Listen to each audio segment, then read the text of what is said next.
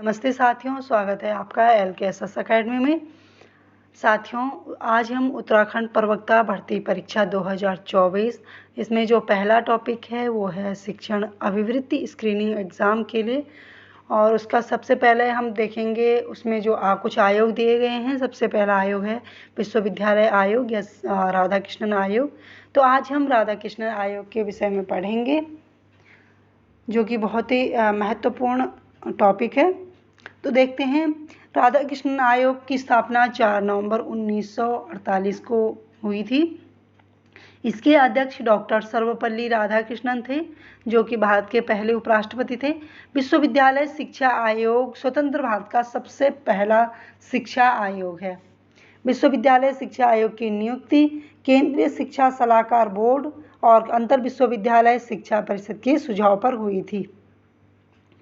आयोग के अन्य मुख्य सदस्य हैं doctor Zakir Hussain, doctor Lakshmana Swami Mudaliar, doctor Arthur Morgan, doctor James Duff, doctor Meghnad Saha, doctor Karmanarayan, Shri Nirmal Kumar Siddhant और डॉक्टर जॉन जे टिजर्ट। ठीक है, तो ये इस आयोग के मुख्य सदस्य हैं। अब देखेंगे इसके जो सचिव थे वो थे श्री निर्मल कुमार सिद्धांत।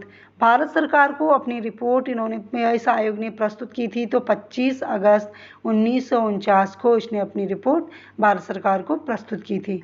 उच्च शिक्षा को 3 वर्गों में इस आयोग ने विभाजित करने का सुझाव दिया था।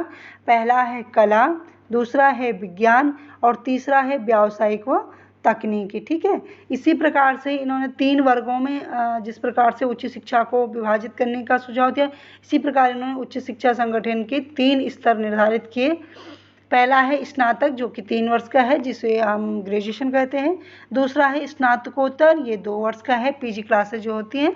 तीसरा है अनुसंधान या शोध वर्ष, ये है 2 वर्ष का। ठीक है, ग्रामीण क्षेत्रों में ग्रामीण विश्वविद्यालय स्थापित करने का सुझाव भी राधाकृष्णन आयोग ने ही दिया था।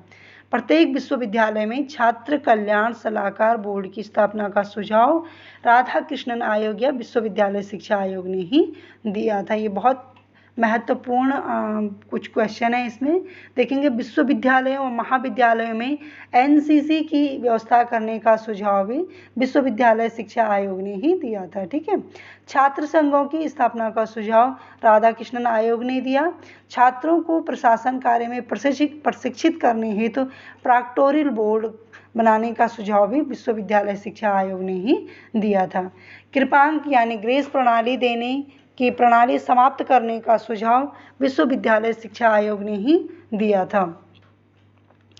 और 70% पर प्रथम, 55% पर द्वितीय और 40% पर तृतीय श्रेणी निर्धारित करने का सुझाव भी राधाकृष्णन आयोग ने ही दिया था। ठीक है, उच्च शिक्षा का माध्यम अंग्रेजी के स्थान पर प्रादेशिक भाषा होने का सुझाव विश्वविद्यालय शिक्षा आयोग ने ही दिया। उच्च शिक्षा को समवर्ती सूची में रखने का सुझाव विश्वविद्यालय शिक्षा आयोग ने ही दिया। ठीक है, आप जानते होंगे कि पहले शिक्षा राज्य सूची में थी और 42वें संविधान संशोधन 1976 में इसमें क्या कर दिया गया, समवर्ती सूची में इसको रख दिया गया। ठीक है, शिक्षा को राज्य सूची से समवर्ती सूची में सम्मिलित किया गया और किस संविधान संशोधन द्वारा, तो 42वें संविधान संशोधन 1976 में इसको समवर्ती सूची में सम्मिलित किया गया। किसके सुझाव पर विश्वविद्यालय अनुदान आयोग यानी यूजीसी की स्थापना की गई, तो राधाकृष्णन आयोग या विश्वविद्यालय शिक्षा आयोग के सुझाव पर ही यूजीसी की स्थापना की गई। ग्रामीण उच्च शिक्षा समिति की स्थापना कब हुई, तो ग्रामीण उच्च शिक्षा समिति की स्थापना 1954 ईस्वी में हुई।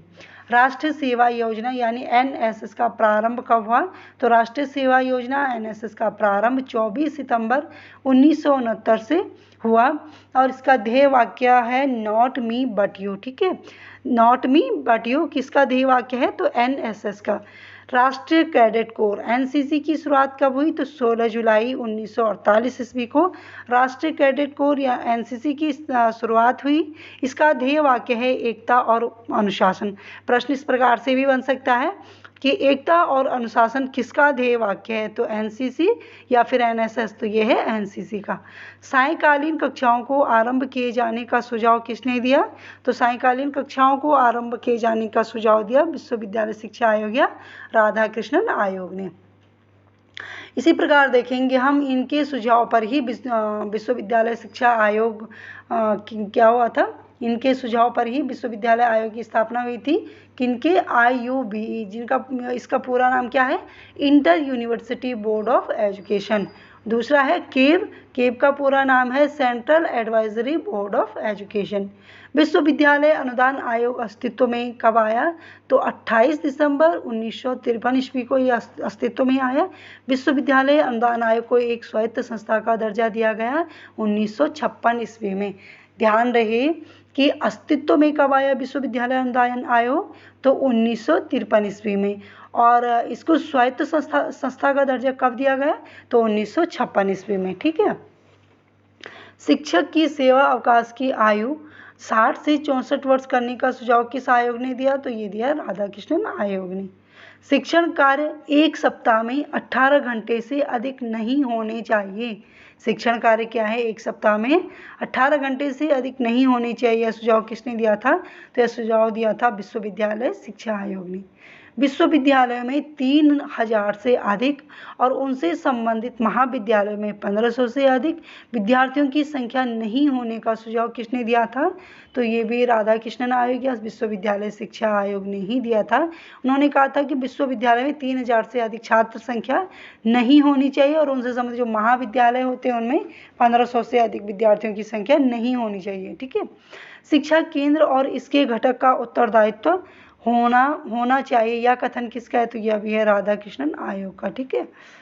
विश्वविद्यालय शिक्षा आयोग ने शिक्षकों को 4 श्रेणियों में विभाजित करने का सुझाव दिया। कौन कौन से, पहला है प्रोफेसर, दूसरा है पाठक, तीसरा है व्याख्याता और चौथा है प्रशिक्षक।